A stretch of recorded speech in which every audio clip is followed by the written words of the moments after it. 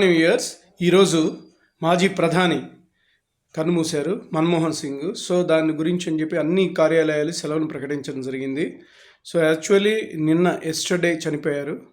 So గత కొంతకాలంగా అనారోగ్య సమస్యలతో బాధపడుతున్నారు. సో మన్మోహన్ సింగ్ గారు చనిపోవడం అనేది చాలా బాధాకరమైన విషయం. ఆయన ఎంతో సేవ అందించారు. సో ఆయనకు తీవ్ర ప్రగాఢ సంతాపాన్ని తెలియజేస్తున్నాను యాజ్ ఎ శేషు ఛానల్ తరఫున.